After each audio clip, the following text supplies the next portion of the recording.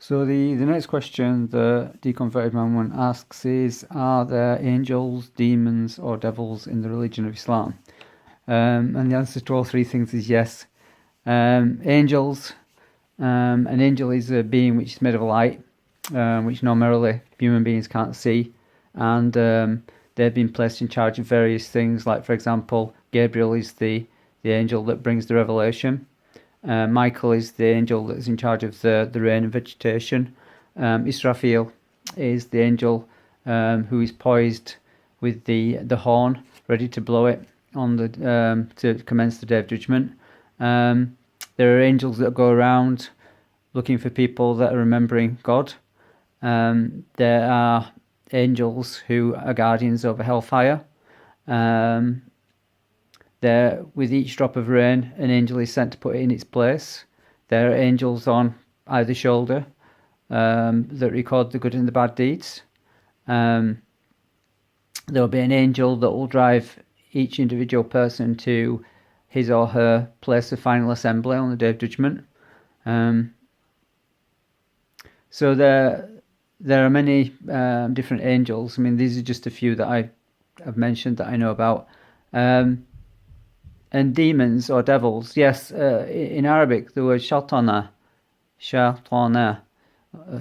the root means to be rejected, opposed, or far away. And so the term that's used in Arabic for a devil is shaitan, or in English I think they transmute that to Satan. So yes, anybody or anything which opposes Allah in terms of what it's supposed to do according to his dictate is classed as a shaitan. So a human being can be a Satan as well, a shaitan or a devil, as well as the invisible beings that human beings can't normally see, that are called the jinn. And these two things come together actually in the Quran, in the story of Adam, because the angels were ordered to bow down to Adam as a result of the knowledge that he'd been given of everything, the names of all of the things. So because of his superiority of knowledge, the angels were ordered to prostrate straight down to him, along with Iblis. Iblis was one of the jinn. The jinn were a type of being originally made of smokeless fire, who were put down on the earth to populate it. But because of their fiery nature, they continually argued and fought. Iblis was chosen as one of them to actually banish them to faraway places on earth. And subsequently, the earth was actually populated by Adam and his children. Now, the thing is, when Iblis was in his prime, it's reported that he reputedly worshipped or prostrated to God in every part of the universe, of the heavens and the earth, and he was given the prestige of actually teaching the angels. So he actually used to teach the angels knowledge. So when Adam came along, Iblis refused to prostrate along with the angels. So it was asked, why have you refused to prostrate? And Iblis, with his own thinking, said that you've made me a smokeless fire, you've made him from clay, I'm better than him, somehow using his intellect. And that was the first sin that was ever committed in the whole of creation. And as a result of which, he was cast out of paradise to come down to the earth. And that's the situation we have today. So Iblis, mainly his job is to divert people away from the worship or the devotion to God in any way, shape or form that he can do. And obviously we're at a late stage in history, so he's doing a pretty good job. And you only have to flick on the television or just walk down the street and speak to somebody to work that one out. And obviously on the Day of Judgment, we've spoken about hell. Iblis will be one of the dwellers of hell. He's the only being that's actually been given respite until the Day of Judgment. In other words, he won't die. he won't die in the short term. He'll still exist right until the end, and obviously direct all of his followers.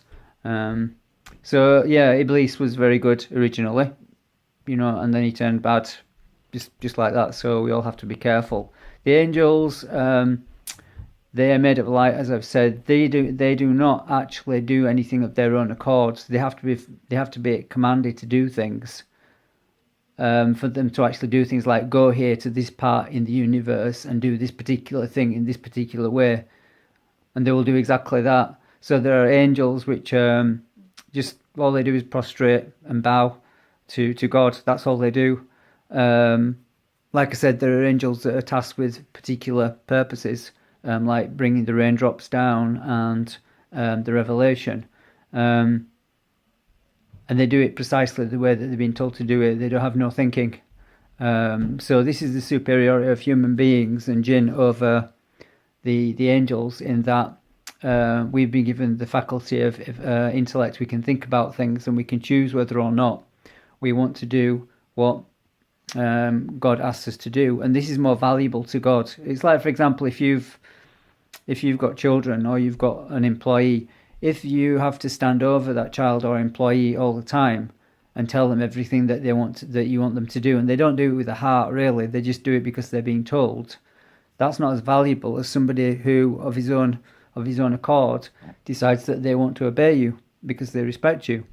Having said that, the difference between angels and human beings is angels don't commit sins. As I've said, they only do what they're commanded to do, whereas human beings have the ability, they can choose, and so do the jinn. The jinn can choose. So from amongst the jinn, you'll find ones that are actually Christian, Muslim, Jew, Buddhist, whatever, everything you can possibly imagine. They have a parallel life to us, it's just that we can't see them. And most of them keep themselves away from us, but it's just the devils from amongst them, the shayateen, or the satans that approach us. And with regards to one final thing, with regards to the angels on our shoulders, we also have a jinn as well, who is assigned to us at birth, which continually prompts us to do evil. So I hope that answers in briefly. It's a very big subject. It's one of the like, belief in the angels is like one of the cardinal beliefs. It's one of the 6 beliefs of a Muslim, along with hellfire and the books and the prophets. So you can obviously read till your heart's content about that, because there's lots of information. It's very rich in Islam with all of these particular areas that you've been asking about. So the question, are there angels, demons or devils in the religion of Islam? That's the question that I hope I've answered to some satisfaction for you.